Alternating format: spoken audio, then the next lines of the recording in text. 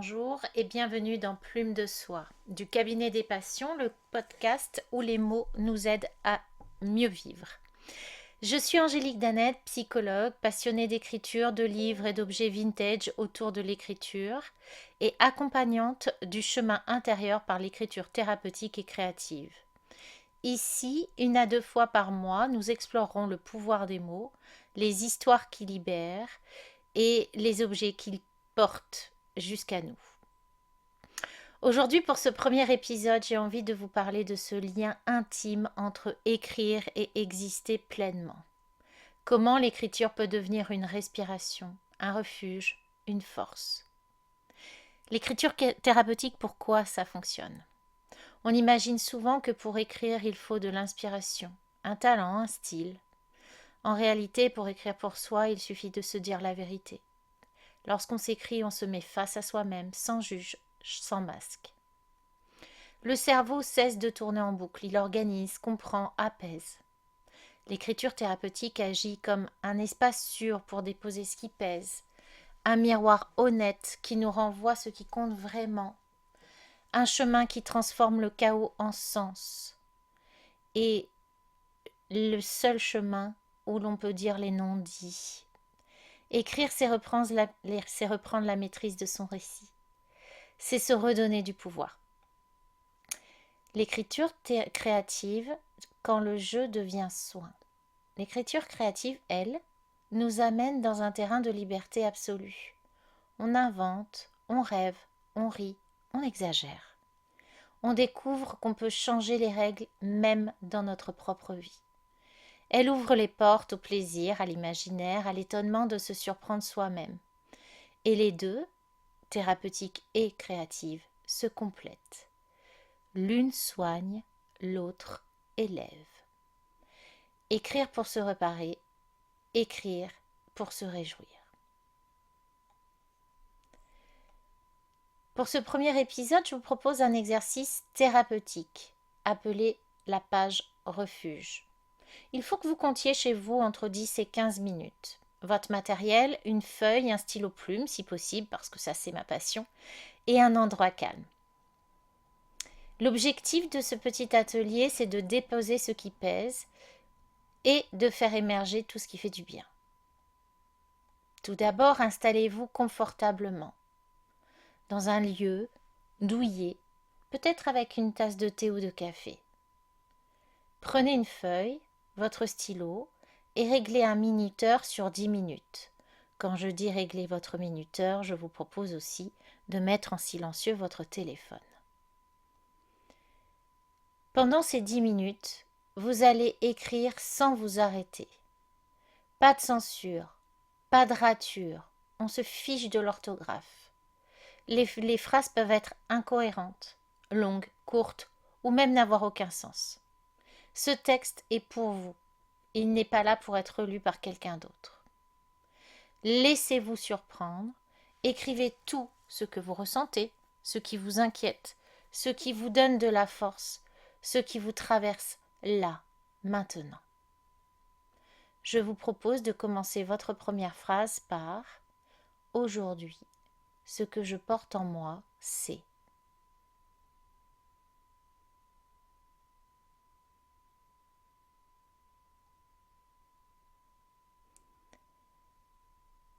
Laissez passer les 10 minutes d'écriture intuitive. Et puis, pendant 2 minutes, relisez votre texte en silence. Soulignez un mot ou une phrase qui vous donne de l'élan, du courage, du sourire. Puis réécrivez cette phrase seule sur une nouvelle feuille. Cette phrase, vous pouvez la retravailler si vous le souhaitez, ou pas. Cette phrase devient votre phrase talisman pour les prochains jours. Vous pouvez la glisser dans votre sac, la mettre sur votre frigo, ou l'utiliser comme fond d'écran. Le sens thérapeutique de cet exercice, qu'est-ce que c'est ? La première phase, décharge et fluidifie le mental. La seconde, elle, ancre une ressource, un espoir, un mouvement positif. C'est là l'essence même des ateliers plumes de soie, parce que c'est le combo soin et création. Bref, simple, puissant et surtout accessible à toutes et à tous. Je vous laisse y réfléchir.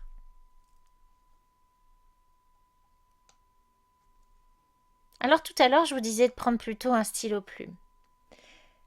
Chaque mois, je vous mettrai une petite chronique passion. Je vous rappelle, mon entreprise s'appelle le cabinet des passions. Donc, ma première passion, c'est la psychologie, la deuxième, l'écriture, mais aussi tous les objets qui ont un sens autour de l'écriture.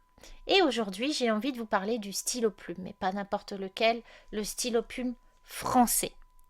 Alors tout d'abord, le stylo plume parce que c'est un bel objet qui donne envie d'écrire.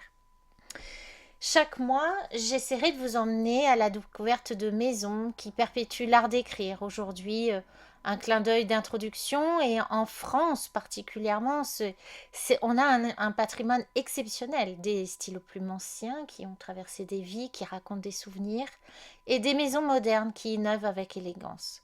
Le stylo plume, c'est un vrai compagnon. C'est une beauté.